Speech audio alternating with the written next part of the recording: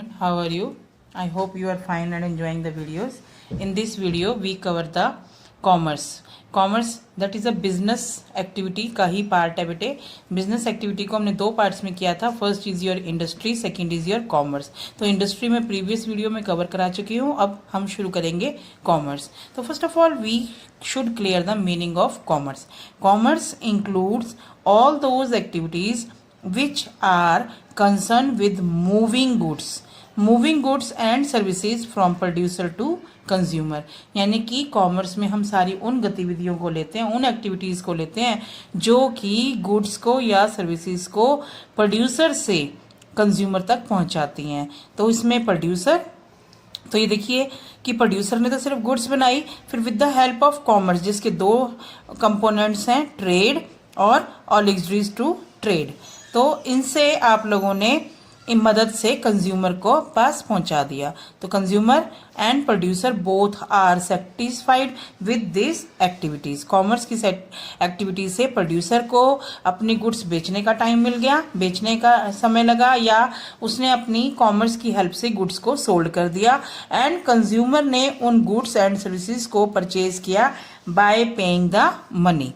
ठीक है. तो ये अभी आप लोगों का कॉमर्स में रोल और इम्पोर्टेंस ऑफ कॉमर्स में क्लियर और भी हो जाएगा. तो फर्स्ट रोल ऑफ कॉमर्स भी आ सकता है, इम्पोर्टेंस ऑफ कॉमर्स भी पूछा जा सकता है. Then your answer should be same.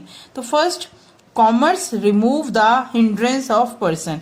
Hindrance का मतलब होता है रुकावट, यानी कि प्रोड्यूसर से कंज्यूमर तक जाने वाली जो बीच में लाइन है कॉमर्स की है, वो किन किन परेशानियों को, किन किन दिक्कतों को दूर करती है. तो फर्स्ट हमने कहा हिंड्रेंस ऑफ पर्सन. तो इसमें क्या होता है कि कंज्यूमर और प्रोड्यूसर दोनों ही आपकी करते हैं.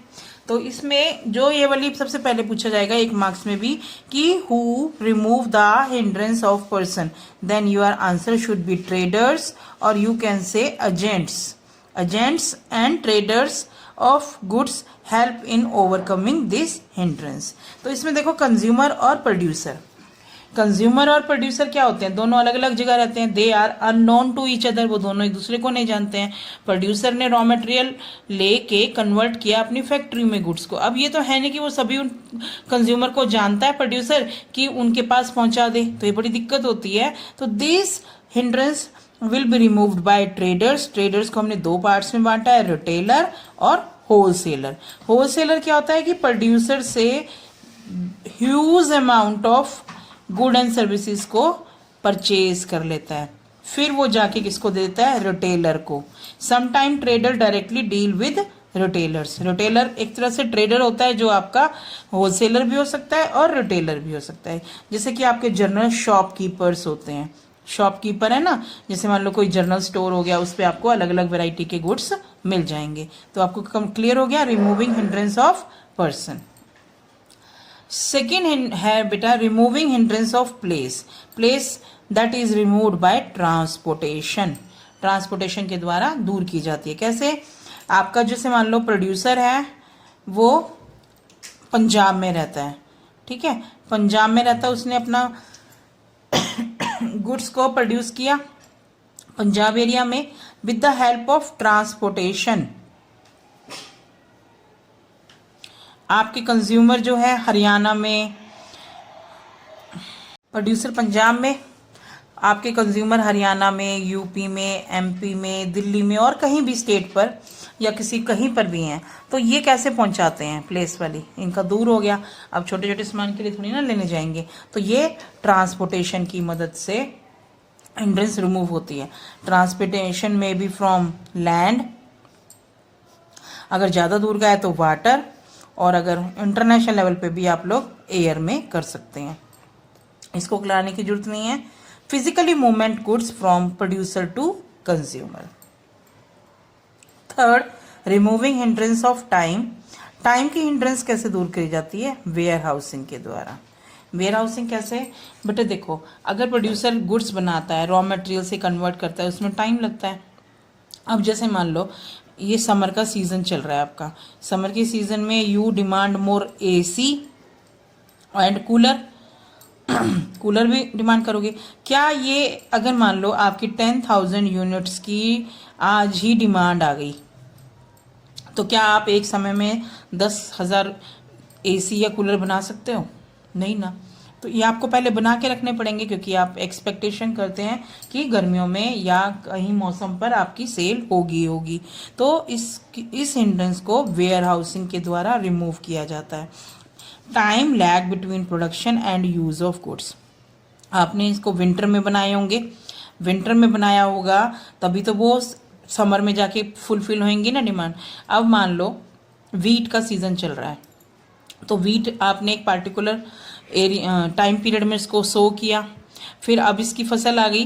क्या जितनी आपकी प्रोडक्शन आई, जितनी मतलब बहुत ज़्यादा मात्रा में आपके पास वीट आ गई, तो क्या आप एक साथ उसको कंज्यूम कर सकते हैं? नहीं ना। तो उसको आप स्टोर करेंगे। स्टोर कहाँ करेंगे? वेयर हाउसिंग में। तो warehousing creates the time utility for good. यानी लेकिन वेयर हाउस में ऐसा नहीं होता कि आपने सिर्फ ऐसे रख दिया सामान, नहीं। वेयर हाउस डिफरेंट बनाए जाते हैं according to the nature of goods and their utility.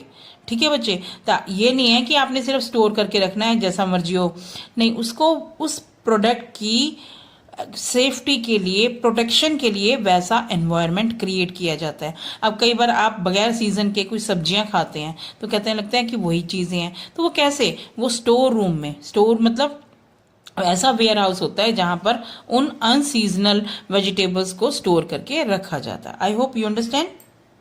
But next hindrance है आपकी removing hindrance of finance, that is removed by banking. आप लोगों को मालूम है कि both businessman and consumer both required the need of finance. क्यों? देखो, जो बिजनेसमैन है उसको अपनी हर एक एक्टिविटी के लिए पैसा चाहिए ही चाहिए। कई बार क्या होता है कि बिजनेसमैन के पास इतना सफिशिएंट फंड नहीं होता कि वो सारा का सारा काम अपने ही खुद के पैसों से कर सकें, तो परेशानी हो जाती है। तो उस परेशानी को रिमूव किया जाता है बैंकिंग फैसिलिटी के द्वारा। तो कॉमर्स में बैंकिंग फैसिलिटी को भी इंक्लूड करते हैं। और कंज्यूमर ऐसा है जिसको भी आपको जो चीज़ें खरीदनी है उसके लिए तो पैसा चाहिए ना। सम टाइम उसके जो इनकम सोर्सेज हैं वो इतने सफिशिएंट नहीं होते। फॉर एग्जांपल, अगर मान लो किसी कंज्यूमर ने कार लेनी है लेकिन उसके पास इतने सोर्सेज नहीं है, तो वो बैंक से लोन ले लेता है। ठीक है ना, कंज्यूमर लोन लेके हाउस बनाना है, हाउस लोन ले लेता है। अब बिजनेसमैन ने अपने लिए कोई लोन लेना है तो बिजनेस लोन हो जाएगा। तो ये दोनों की रिक्वायरमेंट कौन पूरी करेगा? बैंक। तो removing hindrance of finance is removed by banking. ठीक है, that is an part of commerce. Next है removing hindrance of information, that is removed by advertising. Advertising क्या होता है बेटे? अब प्रोड्यूसर ने नई नई चीज़ें बनाते हैं, नई नई गुड्स बनाई जाती हैं, क्रिएटिविटी की जाती है, यानी कि जो गुड्स होती हैं that is a utility of goods ही है ना। अब मान लो आपने पेन बनाया, पेन का काम यूटिलिटी क्या है? रिटर्न। अगर वो सही ढंग से लिख रहा है तो पेन है, नहीं तो वो बेकार है।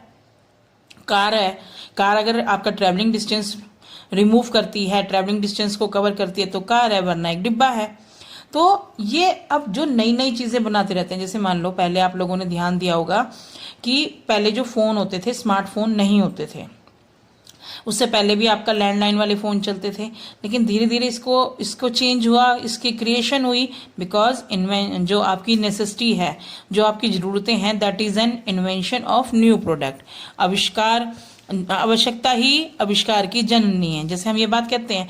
अब जैसे मान लो आज आप लोग बगैर स्मार्टफोन, आज आप स्मार्टफोन पर ही स्टडी कर रहे हो, तो ये रिक्वायरमेंट हो गई ना। अब रिक्वायरमेंट हो गई कि फ़ोन में आपका डाटा, मोबाइल डाटा भी आता है, स्क्रीन भी आती है, आप इससे वीडियो कॉल भी कर सकते हैं, चैट भी कर सकते हैं। तो ये सारी इन्फॉर्मेशन आपको कहाँ से मिलेगी? मान लो प्रोड्यूसर ने बना दिया, लेकिन अगर आपको नॉलेज नहीं है तो आप उसको कहाँ से बाय करोगे? तो प्रोड्यूसर क्या करता है, वो इन्फॉर्मेशन किसके थ्रू देगा? Through advertising. Because advertising is a mass communication. Mass communication का मतलब होता है कि एक ही इंफॉर्मेशन को हजारों लाखों लोगों तक पहुंचाना। तो वो आपके पास मालूम ही है, इंटरनेट है, और आजकल तो टीवी, नेशनल टीवी पर आप लोगों का सही सबको पास पहुंच जाती है इंफॉर्मेशन। आप लोग जितने भी एडवर्टाइजिंग देखते हैं, पब्लिसिटी करते हैं, ये सारी चीज़ें पार्ट ऑफ इंफॉर्मेशन है, and that is removed by advertising.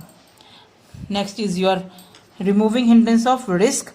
But ये तो तुम लोगों को मालूम है कि बिजनेस में हर तरह के रिस्क होते हैं, and that risk is removed by insurance. आपको मालूम है कि बिजनेस में कई बार आग लगने से भी नुकसान हो जाता है, एम्प्लॉयज़ चोरी भी कर लेते हैं, रास्ते में माल चोरी हो जाता है, या कुछ और भी, शॉर्ट सर्किट हो गया या फिर आग लग गई। इस तरह से कई होते हैं जो कि बिजनेस में, या उसने किसी की पेमेंट नहीं दी, तो इस तरह से रिस्क होते हैं। तो अब अगर मान लो आपका ध्यान रिस्क पे ही रहेगा तो आप बहुत इंपॉर्टेंट जो डिसीजन होते हैं बिजनेस के उसमें डाइवर्ट रहेंगे।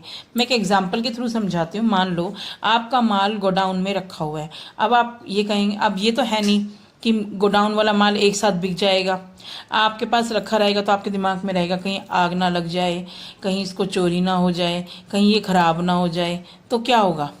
लेकिन अगर कोई आपके कंधे पे हाथ रख दे और कह दे भाई चोरी हो गया तो मैं माल भरूंगा, आग लग गई तो मैं भर दूंगा इसका नुकसान, और अगर ये खराब हो गया तब भी मैं इसका नुकसान भर दूंगा, तो क्या आपको राहत नहीं होगी। आप फर्दर अपने बिजनेस को बढ़ाने के लिए नहीं सोचेंगे कि जो कंधे पे हाथ रखा गया है, जो आपको बता रहा है, that is known as insurance company, और उसके बदले में इंश्योरेंस कंपनी आपसे small amount of premium charge करती है, जिसको आप कहते हैं कि हमने LIC, अपनी लाइफ इंश्योरेंस का पूछना अपने पेरेंट्स से, जैसे कि LIC कराती है, लाइफ इंश्योरेंस कराती है, तो प्रीमियम भरते हैं।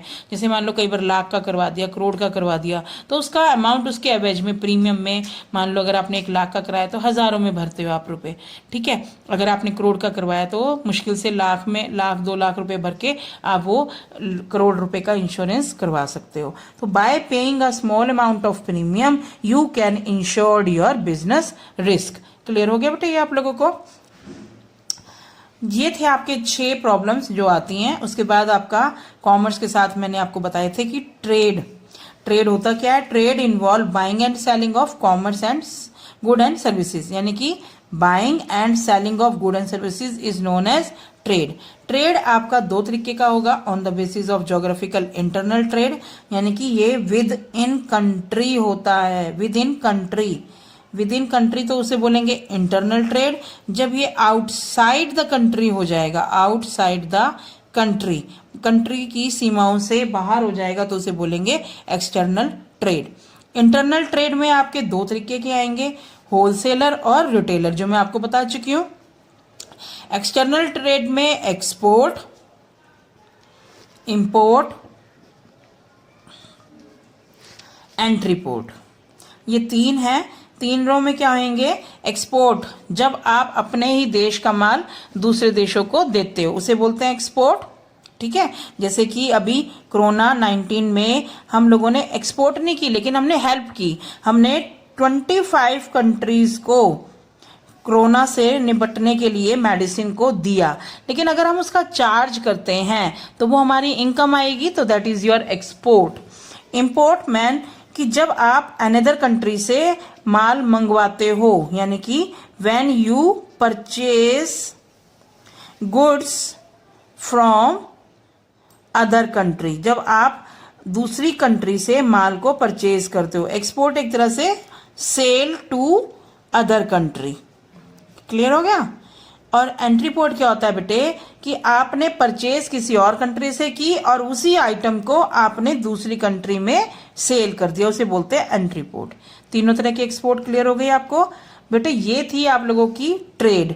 और जो एन एड्स टू ट्रेड है और लग्जरीज टू ट्रेड बोले हैं जिसे हम लोगों ने, वो मैं आप लोगों को अभी जो रिमूविंग ऑफ हिंड्रेंस में रिस्क समझाया, जिसमें इंश्योरेंस, एडवर्टाइजिंग, कम्युनिकेशन, बैंकिंग, उसके बाद आप लोगों का एजेंट, उसके बाद आप लोगों का जो 5 या 6 जो मैंने आप लोगों को करवाई हैं वही आपकी लग्जरीज टू ट्रेड है, जिसे हम एड्स टू ट्रेड कहते हैं। जो ये लग्जरीज टू ट्रेड होती हैं that help to successfully procession या process of doing the trade, यानी ट्रेड को बिना किसी रुकावट के करने में जो एक्टिविटीज हेल्प करती हैं उन्हें हम लग्जरीज टू ट्रेड कहते हैं, जिसमें आप लोगों की warehousing, banking, communication, transportation, insurance और एडवर्टाइजिंग, कम्युनिकेशन आ जाती हैं। I hope you understand the lecture.